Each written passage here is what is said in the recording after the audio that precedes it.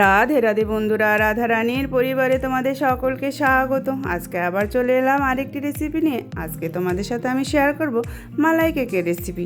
আশা করি এই রেসিপিটি তোমাদের ভালো লাগবে। নর্মাল যে আমরা কেক তৈরি করি সেই সব উপকরণই লাগবে। দেখো, মালাই কেক বানানোর জন্য আমি একটা মিক্সার বাটি নিলাম, তার মধ্যে দিয়ে দিলাম 1 কাপ চিনি, হাফ কাপ সাদা তেল। তেলের পরিবর্তনে তোমরা এখানে বাটার মেল্ট করে দিয়ে দিতে পারো। এবার দিয়ে দিলাম হাফ কাপ দুধ আর দিয়ে দিলাম হাফ চামচ ভিনিগার। এবার সমস্ত উপকরণ আমরা একটু মিক্সিতে বেশ ভালোভাবে ঘুরিয়ে নেব। মিক্সিতে ঘোরানোর পরে দেখো কি সুন্দর একটা ক্রিমের মতো তৈরি হয়ে গেছে। এটা তো আমার রেডি হয়ে গেল। এবারে আমরা শুকনো উপকরণগুলো তৈরি করে নেব।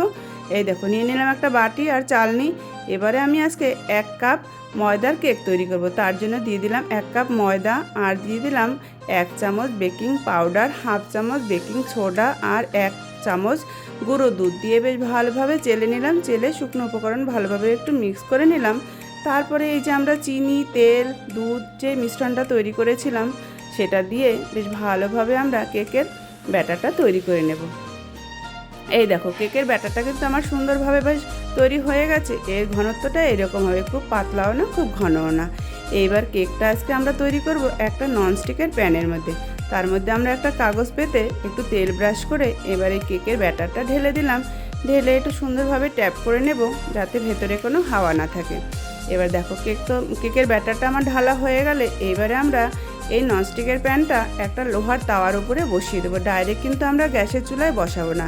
এবার এটা ঢেকে দেবো। এটা হতে কিন্তু 25 মিনিট টাইম লাগবে। এবার এইদিকে আমি আগে থাকতেই হাফ লিটার দুধ বসিয়ে দিয়েছিলাম, সেটা কিন্তু জাল হয়ে বেশ অনেকটা কমে গেছে।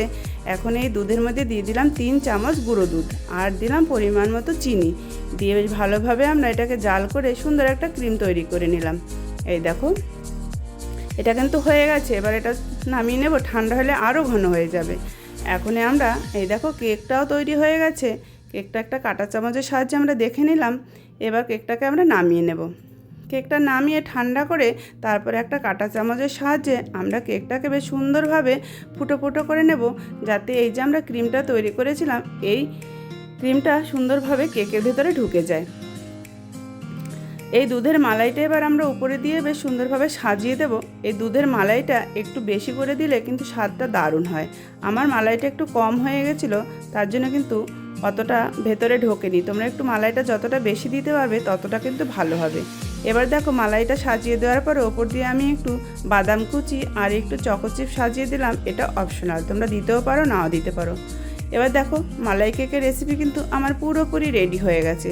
এই রেসিপিটি তোমাদের কার কার ভালো লাগলে আর কে খেতে ভালোবাসো সেটা আমাকে কিন্তু জানিও। তো এবার দেখো, আমি তোমাদেরকে একটু কেটে দেখাচ্ছি এই মালাই কেকটা কতটা সুন্দর আর লোভনীয় হয়েছে।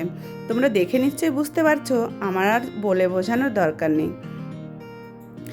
এই মালাই কেকটা কিন্তু একটু সময় রেখে কাটলে পরে ভেতর পর্যন্ত যখন মালাইটা সুন্দরভাবে ঢুকবে খেতে কিন্তু দারুণ লাগবে। আমি সাথে সাথে কাটলাম, তার জন্য কিন্তু অতটা নরম হয়নি। এবার দেখো এই যে কতটা সুন্দর আর লোভনীয় হয়েছে।